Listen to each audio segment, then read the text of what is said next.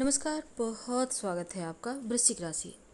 देवगुरु बृहस्पति का नक्षत्र परिवर्तन होने जा रहा है। अभी तक देवगुरु बृहस्पति राहु के नक्षत्र आद्रा नक्षत्र में चल रहे थे और अब वो अपने ही नक्षत्र पुनर्वसु नक्षत्र में प्रवेश करने जा रहे हैं 13 अगस्त से। जब वो पुनर्वसु नक्षत्र में देवगुरु प्रवेश करेंगे तब खुलकर परिणाम देने की स्थिति में आ जाएंगे। अपने नक्षत्र में आकर बिल्कुल रिलैक्स भी होंगे और शुभ परिणाम खुश होकर बरसाएंगे। उनकी दृष्टि का प्रभाव आपकी लाइफ पर क्या असर डालेगा, आज हम ये भी जानेंगे। वीडियो के अंत तक बने रहिए और ये प्रेडिक्शन चंद्र राशि पर आधारित है। देखिए, 14-15 मई से देवगुरु बृहस्पति आपके अष्टम भाव में चल रहे हैं, यानी मिथुन राशि में। अब वो 13 अगस्त से, यानी कि 14-15 मई से ही वो राहु के नक्षत्र आद्रा नक्षत्र में चल रहे थे, लेकिन 13 अगस्त से वो अब अपने ही नक्षत्र पुनर्वसु में प्रवेश करेंगे। अब देवगुरु बृहस्पति जिस स्थान पर बैठते हैं ना, उस स्थान की हानि करते हैं और आपके अष्टम भाव में बैठे हैं तो अष्टम भाव में हानि करेंगे, कोई बात नहीं, लेकिन उनकी दृष्टि में अमृत बरसता है, गंगा जल के समान पवित्र मानी गई है। तो अष्टम भाव में बैठना हानि करने का मतलब है अष्टम भाव अनिश्चितताओं का, कष्ट का है। तो जो आपकी लाइफ में कष्ट था, बाधाएं थी, प्रताड़ना थी, उससे मुक्ति देवगुरु बृहस्पति आपको दिलाएंगे। तो ये बहुत अच्छा वक्त है। अब देखिए, उनकी जो दृष्टि है आपके 12वें घर पर, आपके द्वितीय घर पर और चौथे घर पर पड़ेगी, यानी कि 5वीं, 7वीं, 9वीं दृष्टि। तो उस अनुसार आपकी लाइफ को बदलेंगे भी। अब 20 जुलाई से शुक्रदेव गुरु के साथ, लेकिन अब हम समझते हैं कि देवगुरु बृहस्पति की जो दृष्टि है वो आपके लिए कितना पावरफुल है और ये जो महापरिवर्तन होने जा रहा है, नक्षत्र परिवर्तन, ये आपके लिए क्या कुछ बेहतर परिणाम लाएगा। तो चलिए समझते हैं। आपके, जैसा हमने कहा कि आपके 12वें घर पर उनकी दृष्टि है। 12वां घर विदेश का घर है, खर्च का घर है। अब देवगुरु बृहस्पति की दृष्टि गंगा जल के समान, तो पवित्र दृष्टि। और जब आपके लिए 12वें घर पर देवगुरु बृहस्पति की दृष्टि जाएगी तो क्या होगा, विदेशी संबंधी कार्य आपके बनेंगे, विदेशी जमीन से लाभ होगा और साथ ही इसके आपके लिए यहाँ पर सुपरिणाम तो मिलेंगे। खासकर जो भी मुश्किलें थी, मुश्किलों से बाहर निकालेंगे देवगुरु।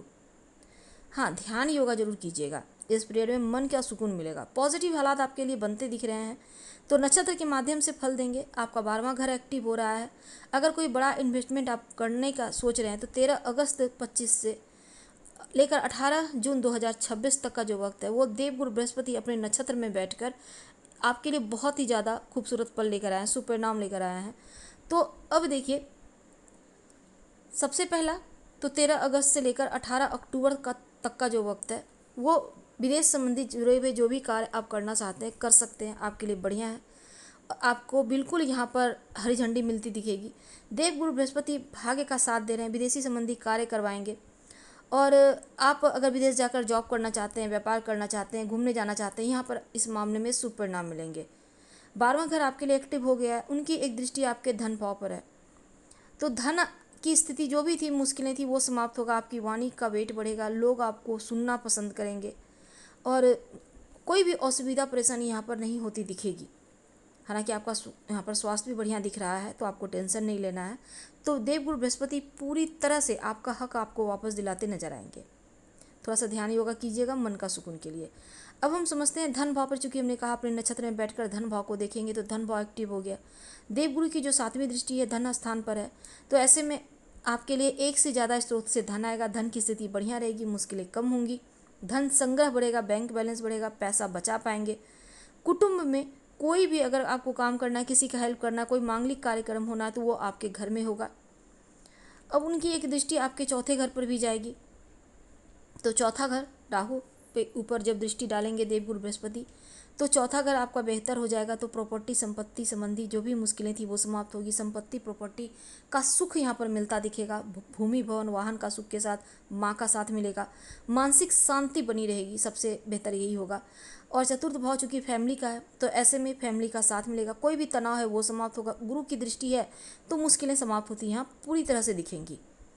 तो देवगुरु बृहस्पति अपने यहाँ पर देखिए राशि पर, यानी कि शनिदेव यहाँ पर विराजमान है मीन राशि में, तो यहाँ पर भी आपके लिए शुभ परिणाम मिलेंगे। यानी कि पंचम भाव, संतान संबंधी जो भी मुश्किलें थी वो समाप्त होंगी।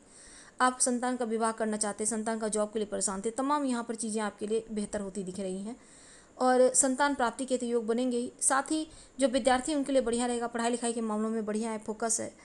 आप हायर एजुकेशन के लिए प्रयास करें, आपके लिए समय अनुकूल है। आप कहीं बढ़िया स्कूल कॉलेज में एडमिशन लेना चाहते हैं, लव लाइफ भी आपका यहाँ पर सुकून होता बढ़िया दिखेगा। प्रेम संबंधों में प्रगाढ़ता आएगी। तो पंचम भाव एक्टिव हो गया, शेयर मार्केट वगैरह से भी आपको लाभ होता है यहाँ पर दिखेगा।